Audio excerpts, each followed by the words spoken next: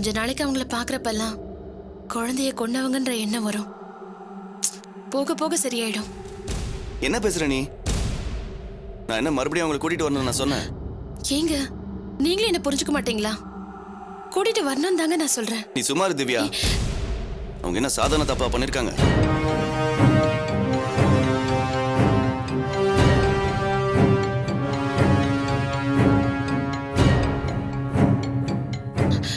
அது நமக்கு தானங்க தெரியும். ஊர்ல இருக்கவங்களுக்கு தெரியாதுல்ல. அவங்கள பத்திலாம் நமக்கு என்ன கவலை? இல்லங்க, பெத்த தாயை விரட்டி விட்டுட்டான்னு நமக்கு தாங்க சாபம் கொடுப்பாங்க. நம்ம ஒண்ணும் திட்டம் போட்டு பண்ணலையே. அவங்க திமிர்ல பண்ண தப்புக்கு ஊர்ல இருக்கிறவங்க நமக்கு சாபம் கொடுப்பாங்களா? நீ அதை பத்திலாம் ஒண்ணும் யோசிக்காத. ஏங்க நீங்க ஃபீல் பண்றத பார்த்து தாங்க எனக்கு ரொம்ப கவலையா இருக்கு. அதெல்லாம் இல்ல, பாவம்னு யோசிச்சு பார்த்தேன். ஆனா அவங்க பண்ணதை நினைச்சு பார்த்தா அவங்களுக்காகலாம் ஃபீல் பண்ண கூடாதுன்னு தோணுது. எனக்கு எந்த குற்ற உணர்ச்சியும் இல்லை.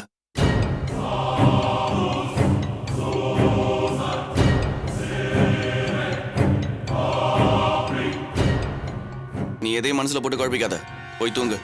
சரிங்க, நீங்களும் வாங்க. நீ போ, நான் வரேன்.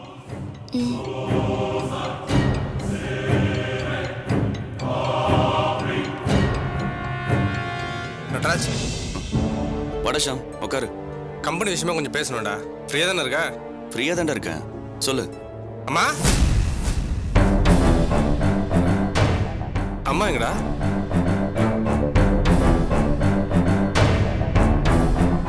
பாட்டி சூர்யா கூட இல்லை போல இருக்கு. எங்க போயிருக்காங்க?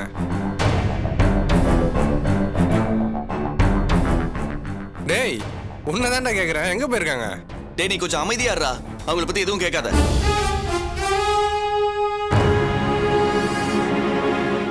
டேய் என்னாச்சு? அவங்க கோச்சிக்கிட்டு வீட்டை விட்டு போயிட்டாங்க. என்னடா சாதாரணமா சொல்ற? அத பத்தி பேச வேணாம்னு சொல்றேன்ல. டேய் வீட்டை விட்டு வெளியே போயிருக்காங்க, அவங்க எங்க போனாங்கன்னு போய் தேடாம ஜாலியா இருக்கீங்க. அவங்க பண்ண காரியத்தை கேட்டா நீயே கோவப்படுவ. அப்படி ஒரு தப்பா அவங்க கண்டிப்பா பண்ணிருக்க மாட்டாங்க. நீ சும்மாறா. திவ்யாவுக்கு அபார்ஷன் ஆச்சுல, அது எப்படின்னு தெரியுமா?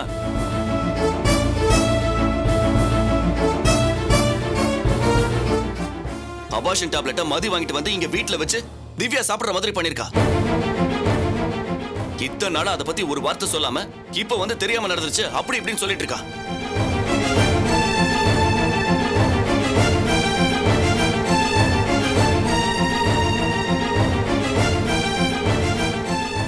என்ன உனக்கே ஷாக்கா இருக்குல்ல?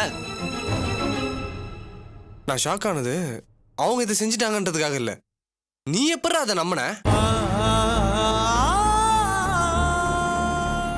முழுசா என்ன நடந்துச்சுன்னு புரியாம பேசிட்டு இருக்காத. நீ எல்லாத்தையும் புரிஞ்சுக்கிட்டியா?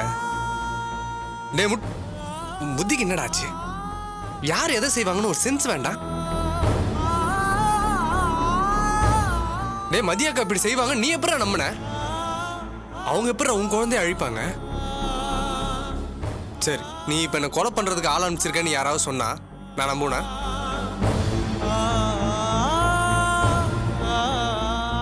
அப்படியே நாங்க தான் இதை பண்ணோன்னு மதியக்காவும் அம்மாவும் சொல்லியிருந்தா கூட அதனால இந்த குடும்பத்துக்கு நல்லதுதான் நடக்கணும் உனக்கு தெரிய வேணா? இப்படிதான்டா நீ ஒவ்வொரு தடவையும் தப்பு தப்பா டிசிஷன் எடுக்கிற. சரி நீ அம்மாவுக்கு ஃபோன் பண்ணு, எங்க இருக்காங்கன்னு கேளு, போய் கூப்பிட்டு வரலாம்.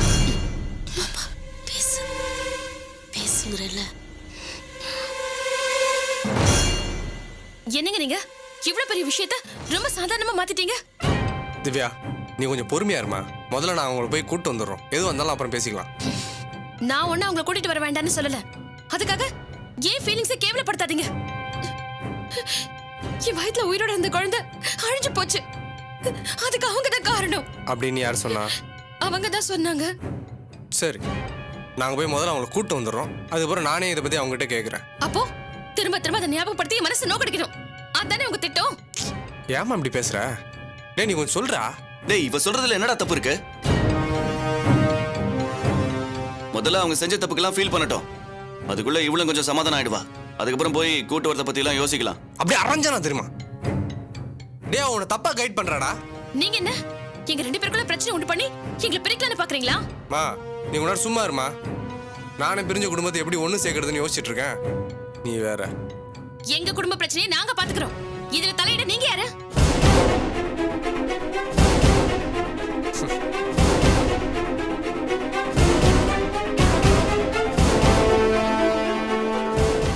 நீ இப்படி எல்லாம் பேசுனீன்னா நான் கோச்சிக்கிட்டு வெளியே போயிடுவேன்னு நினைக்கிறியா? குழந்தை தனமா பிஹேவ் பண்ணாத. நீ இயல்பாவே பேசல, யாரோ சொல்லி கொடுத்து பேசுற மாதிரி பேசுற. அப்போ எனக்கு அறிவில்லையா? எனக்கு யார் சொல்லி கொடுக்கணும்? யாரு யாரு? உங்க அம்மா தான். இதெல்லாம் அவங்க தான் பண்றாங்கன்னு எல்லாருக்குமே தெரியும். இந்த வீட்ல இருக்கவங்க என் அம்மா பத்தி பேசினாலே நான் சும்மா இருக்க மாட்டேன். எங்க இருந்தா வந்த நீங்க பேசினா நான் சும்மா இருப்பேனா? இதுக்கு மேல மரியாதை கெட்டுரும். வெளியே போங்க. நீ என்ன சொன்னாலும் சரி, இந்த வீட்டை பிரிக்கிறதுக்கு நான் விட மாட்டேன். உன்னை விட இந்த வீட்டுல எனக்கு உரிமை ஜாஸ்தி. நீ நேத்து வந்தவ. என்னங்க இவருக்கு என்னமா சொல்றாரு? பாத்துட்டு சும்மா இருக்கீங்க? இவருக்கு தான் எல்லா உரிமையும் இருக்குன்னா அப்புறம் என்ன எதுக்காக கல்யாணம் பண்ணீங்க? டேய், இவன் நடிக்கிறாடா. டேய் என்னடா நீ? நான் உன்கிட்ட ஏற்கனவே சொல்லியிருக்கேன்ல, என் குடும்ப விஷயத்துல எல்லாம் தலையிடாதானே. நீ திரும்ப திரும்ப அதே தப்பு பண்ணிட்டு இருக்கேடா. டேய், உனக்கும் திவ்யாக்கும் பிரச்சனைனாலே நான் உரிமையா கேள்வி கேட்பேன். அம்மா வீட்டை விட்டு போயிருக்காங்கடா. டேய் அவங்க தப்பு பண்ணிட்டாங்க, போயிட்டாங்க. தப்பு பண்றவங்களாம் வீட்டை விட்டு வெளியே போனோன்னா உன்னை நாடு கடத்தி இருக்கணும். இது பாருங்க, இன்னொரு வார்த்தை பேசுனீங்க அசிங்கப்பட்டுருவீங்க. என்னமோ நீங்க தான் யோகிய மாதிரியும் என் வீட்டுக்கார அயோக்கிய மாதிரியும் பேசுறீங்க. இவரை பத்தி எனக்கு நல்லா தெரியும். நீங்க முதல்ல வெளியே போங்க. இங்க பாருடா, இவ சொல்றதான் கரெக்ட். நீ தேவையில்லாம என் குடும்ப விஷயத்துல மூக்க நுழைச்சிட்டு இருக்காத. நீ ஏதோ கம்பெனி விஷயமா தானே பேசணும்னு வந்த, அதை பத்தி பேசு. நான் விடிய விடிய உட்காந்து கேக்குறேன். ஆனா நீ அதை தவிர்த்து வேற ஏதோ பேசிட்டு இருக்க. நீ கிளம்பு, தயவு செஞ்சு கிளம்பு. டேய் தன்ராஜ், தன்ராஜ், டேய் சொல்றது கேளுடா, வெளியே வா. டேய் அம்மா போய் கூட்டு வந்துடலாம்.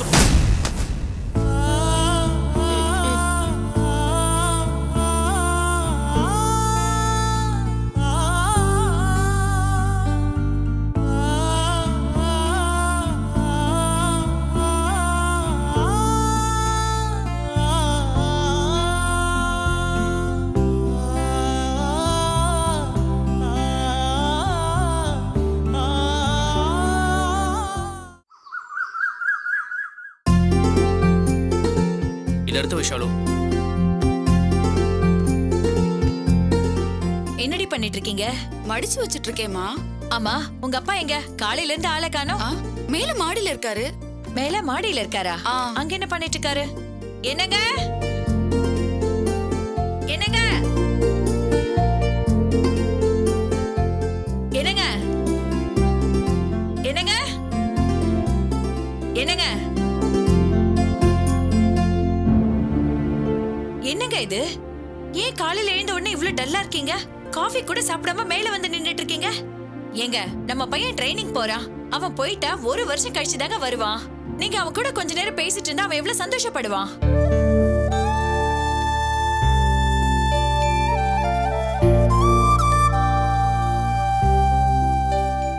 பயமா இருக்கு ஈஸ்வரி. என்ன சொல்றீங்க? நேத்து ராத்திரி ஏதோ வீராவேசமா பேசிட்டேன். அதை இப்ப நினைச்சு பார்த்தா பயமா இருக்கு. நீங்க சொல்றது ஒரு வகையில கரெக்ட் தான். அந்த பொண்ணை தான் வேண்டான்னு முடிவு பண்ணியாச்சுல்ல, அப்புறம் என்ன? ஓப்பனா அவன்கிட்ட பேச வேண்டியதானே? பேசுறத பத்தி பிரச்சனை இல்ல, எப்படியாவது கஷ்டப்பட்டு அவங்ககிட்ட பேசிடுவேன். ஆனா இது வேற. இது வேற என்ன? பொண்ணு பிடிக்கல சரி, வேண்டானா என்கிட்ட நேரடியா சொல்ல வேண்டியதானே. நான் அனுப்புன மாதிரி எதுக்கு நீங்க மெசேஜ் அனுப்புனீங்கன்னு கேட்டானா, ஃப்ரெண்டு மாதிரி உங்க கூட பழகுனதுக்கு ரொம்ப நல்ல நன்றியை காமிச்சிட்டீங்கன்னு சொன்னானா என்ன பதில் சொல்ல முடியும்?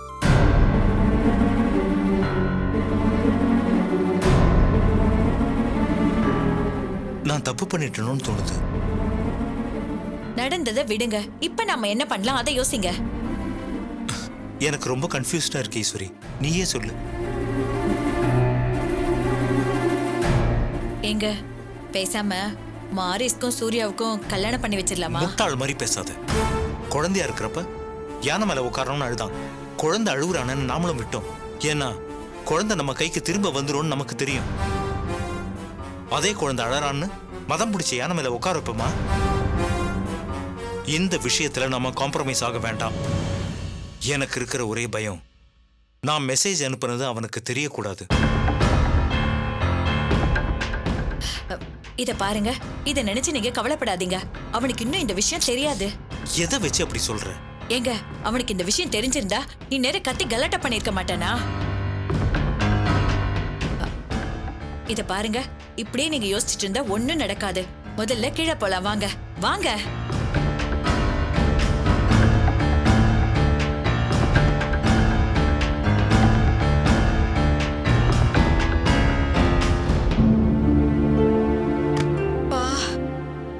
ஷாலினி, ஆ, எல்லா ட்ரெஸ்ஸும் பேக் பண்ணிட்டியா? எல்லாமே பேக் பண்ணிட்டாமா. எல்லாம் கரெக்டா எடுத்து வச்சிருக்கல? எல்லாமே கரெக்டா இருக்கு. ஆ, டிஃபன் புரியல. டிஃபன் டிஃபனா? நீ முதல்ல பிரஷ் பண்ணிட்டு வாடா. ரெடி ஆயிட்டீங்களா? ரெடி ஆயிட்டீங்களா? நாங்க எல்லாம் ரெடியா இருக்கோம். நீ முதல்ல போய் குளிச்சு ரெடி ஆயிட்டு வா. வாயில பிரஷ் வச்சுக்கிட்டு பேசுறதே ஒண்ணும் புரியல. ச்சே, என்ன புள்ளையோ. சோப் எல்லாம் எடுத்து வச்சிட்டல? அதெல்லாம் எடுத்து வச்சிட்டேமா. அம்மா மதியானத்துக்கு லஞ்ச் பேக் எல்லாம் ரெடி பண்ணி பண்ணி வச்சிட்டேன். இரு வர. எங்க போறீங்க? ஹேய், சத்தம் போடாத. நான் போய் போன் எடுத்துட்டு வரேன். இரு. போனா? அச்சச்சோ.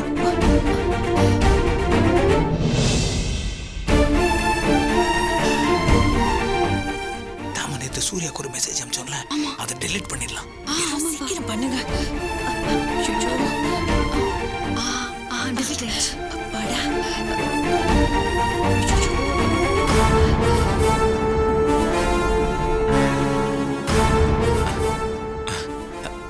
அப்பாடா, நல்ல வேளை தப்பிச்சோம். ஆமாங்க, அவன் பார்க்கல. பார்த்திருந்தா வீட்டுக்குள்ள சுனாமியே வந்திருக்கும். சரி சரி, இப்படி அடிக்கடி கூடி நின்னு பேசிட்டு இருந்தா உனக்கு சந்தேகம் வந்துரும். போய் உங்க வேலையை பாருங்க. போங்க போங்க போங்க. போ போ போடி.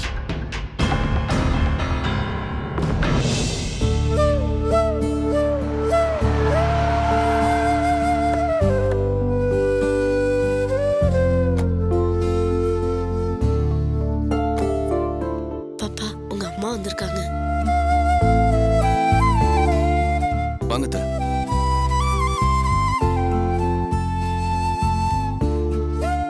வாங்கம்மா. வாங்க. உட்காருங்க தம்பி.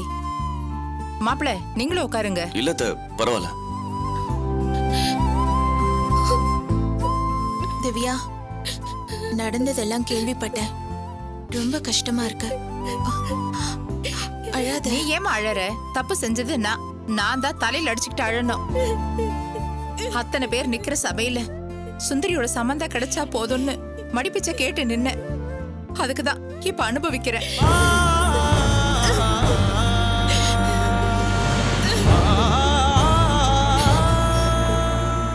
ஆஸ்தி வேணும், சொத்து வேணும்னு நினைச்சிருந்தா நான் வேற இடத்துல இல்ல மாப்பிள்ளை வேணும்னு கேட்டிருப்பேன். என் மகன் நிம்மதியா இருந்தா போதும்னு நினைச்சேன். சுந்தரிய நம்பின. ஆனா கல்யாணம் ஆகி வந்த நாள்ல இருந்து இன்னி வரைக்கும் என் மகன் நிம்மதியா இருக்காளா? சொல்லுங்க மாப்பிள்ள.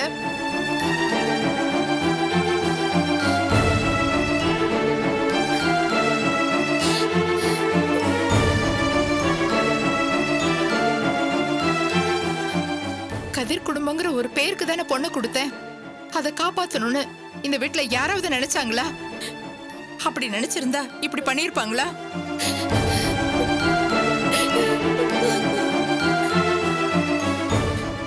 என் பொண்ணு அப்படி என்ன பாவத்தை பண்ணி தொலைச்சிட்டா? இந்த சின்ன வயசுல இப்படி கஷ்டப்படுறா. ஒரு குடும்பம்னு இருந்தா கஷ்ட நஷ்டம் வர்றது சகஜம்தான். ஆனா கெட்ட பேர் எதுக்கு வாங்கணும்? இப்ப எல்லாரும் என்ன சொல்லுவாங்க? திவ்யா வந்த உடனே மாமியார் அடிச்சு துரத்திட்டா, நாத்தனார அண்டை விடாம பண்ணிட்டான்னு சொல்ல மாட்டாங்களா? போதுண்ட சாமிங்கிற மாதிரி எல்லாம் பண்ணிட்டீங்க.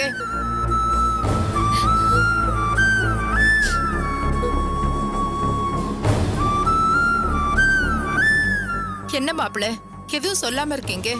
இதுல நான் என்னத்த சொல்றது? திவ்யா கிட்ட நான் ஏற்கனவே சொல்லிட்டேன். நம்ம மேல எந்த தப்பும் இல்ல. ஊர்ல இருக்கிறவங்க அப்படி பேசுறாங்கன்னா அதுக்கு நாம என்னத்த செய்ய முடியும்? அது சரி, சொல்றவங்க சொல்லிட்டு போட்டோம். எனக்கு நீங்க என்ன சொல்றீங்கிறதா முக்கியம். நிம்மி வீட்டுக்கார் இப்படி சொன்னார்னு சுந்தரி சொன்னதும் எனக்கு ரொம்ப கஷ்டமாயிடுச்சு.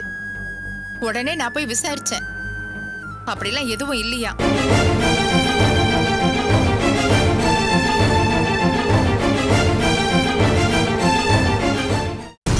எனக்கு மனசே கேட்கல.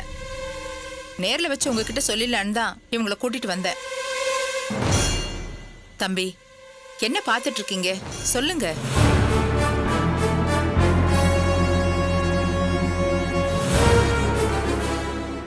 ஆமா நட்ராஜ், அம்மா ஏன் இதுல என்ன சேர்த்து விட்டாங்கன்னு தெரியல. உங்களுக்கே நல்லா தெரியும் நான் உங்க அம்மா மேல எவ்வளவு மரியாதை வச்சிருக்கேன்னு. என்ன போய் இப்படி? நாங்க அத்தை கூட சேர்றதுக்கு காரணமே அவங்க தான். எங்களுக்கு நல்லது நடக்கணும்னு அவங்க எவ்வளவு வேண்டிக்கிட்டாங்க. அப்படி இருக்கப்ப அவங்க என்னை பத்தி இப்படி சொல்லியிருப்பாங்கன்னு சொன்னா கேட்கறதுக்கு நம்பவே முடியல.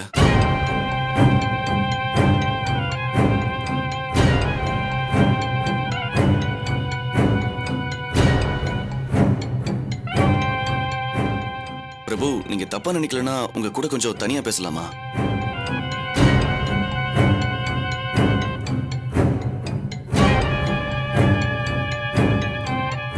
வாங்க.